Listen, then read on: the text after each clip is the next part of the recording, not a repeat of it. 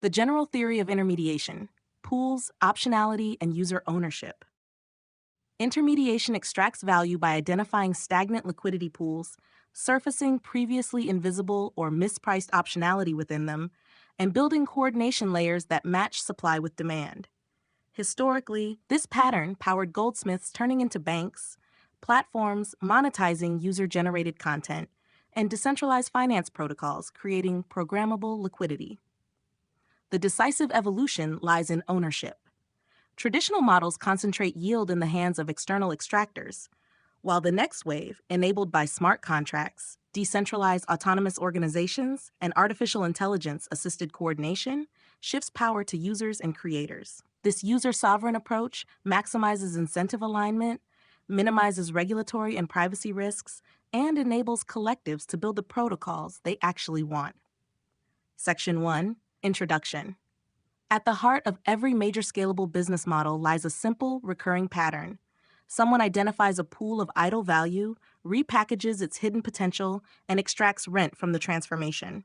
This is intermediation in its purest form. From goldsmiths issuing paper notes against deposited gold, to modern social platforms monetizing user-generated content, the mechanics have remained consistent even as the assets have evolved. The general theory of intermediation formalizes this pattern. It posits that sustainable value creation arises from three steps: locating stagnant liquidity pools, surfacing mispriced optionality within those pools, and constructing coordination layers that efficiently match or transform supply and demand. What elevates the theory today is the ownership question. Who ultimately captures the yield generated by that optionality? Traditional systems funneled returns to centralized intermediaries. The emerging model, powered by blockchain, smart contracts, and artificial intelligence, enables users and creators to own the pools themselves. This shift from extraction to user sovereignty represents the next logical stage in economic coordination.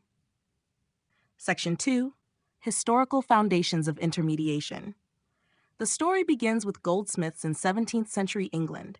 Individuals deposited gold for safekeeping.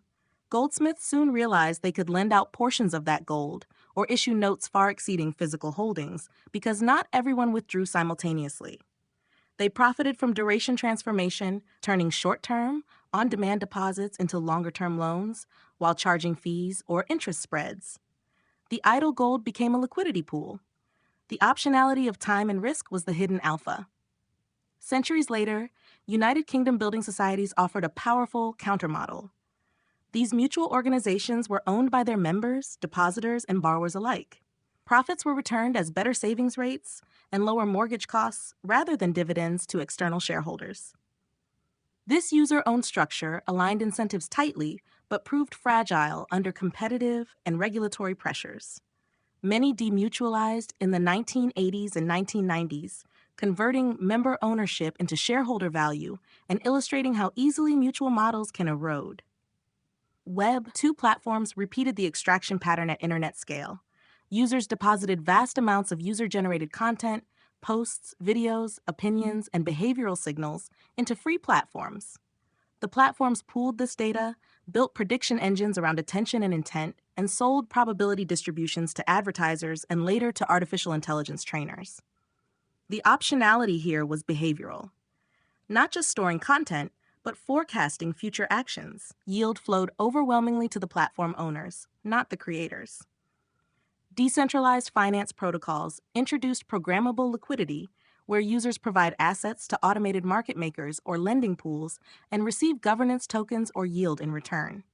This brought partial user ownership, but still suffered from governance attacks and value leakage.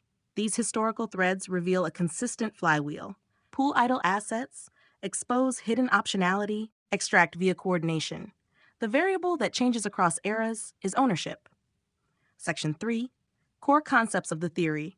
A liquidity pool is any collection of underutilized assets, financial capital, data, compute cycles, energy capacity, or creative output that sits idle or poorly matched.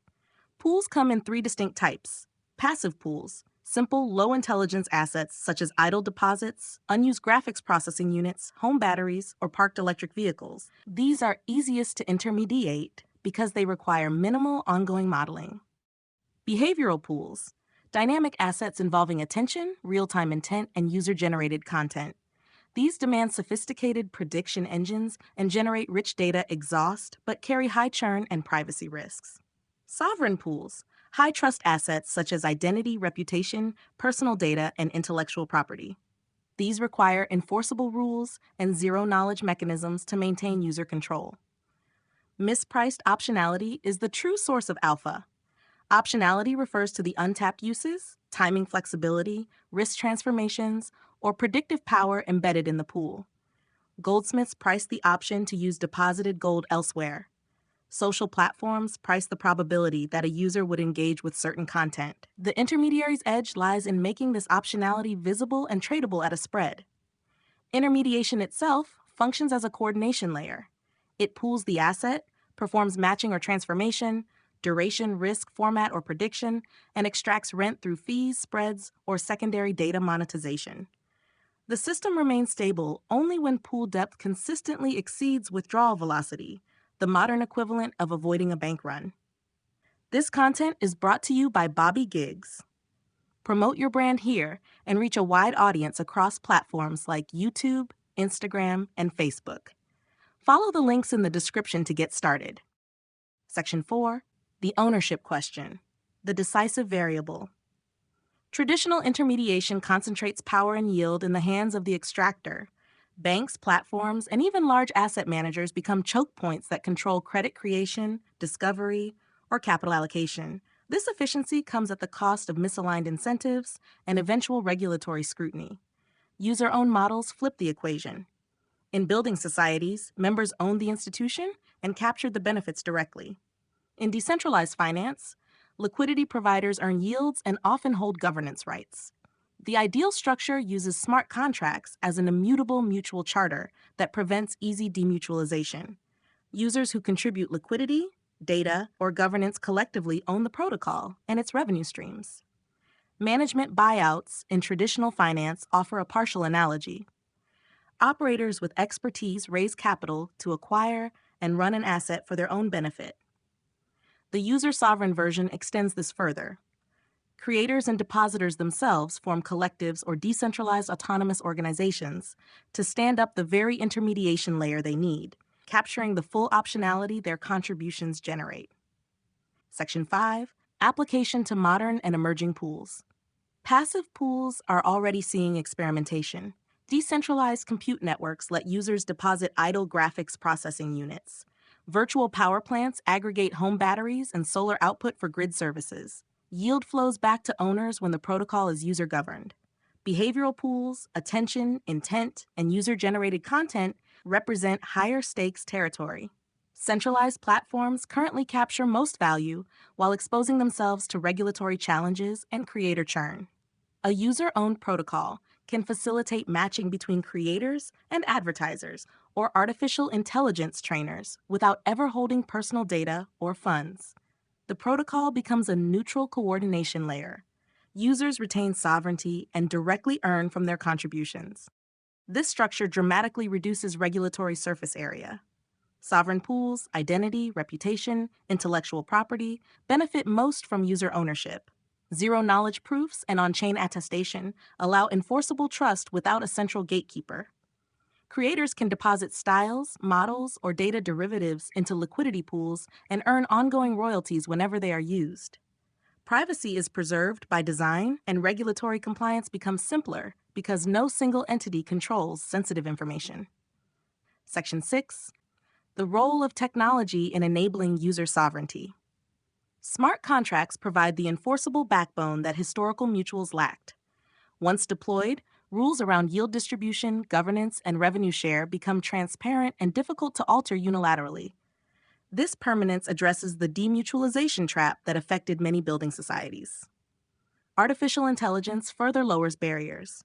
It reduces the cost of coordination, automates fair governance decisions, assists in drafting legal wrappers, and even powers the prediction engines inside behavioral pools.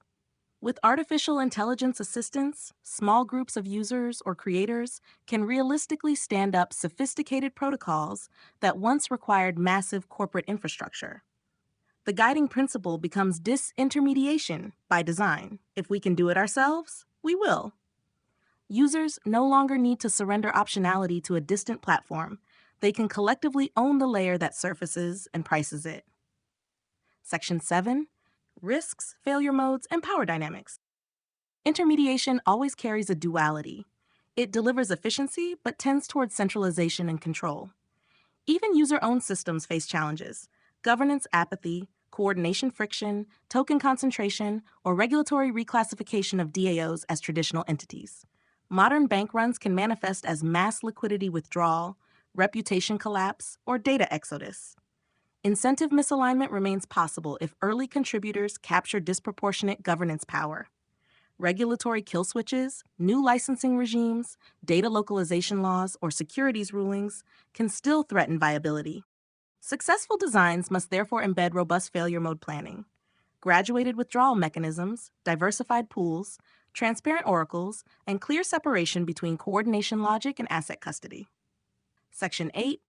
Conclusion and forward vision. The general theory of intermediation reveals a predictive pattern that has repeated across centuries and asset classes. As new digital and physical pools emerge, compute, energy flexibility, intent streams, creative intellectual property, the decisive advantage will belong to those who not only identify the mispriced optionality, but also architect user sovereign ownership from day one. By combining smart contracts for permanence, artificial intelligence for coordination, and decentralized autonomous organization structures for collective governance, we move toward coordination layers where the suppliers of liquidity also own the value it generates. Users and creators gain both privacy protections and direct economic upside. Centralized extractors lose their default choke point status. This is not utopian idealism. It is the logical extension of the mutual principle updated for the programmable age. The future belongs to protocols where users own both the pool and the hidden optionality within it, turning stagnant value into shared sovereign prosperity.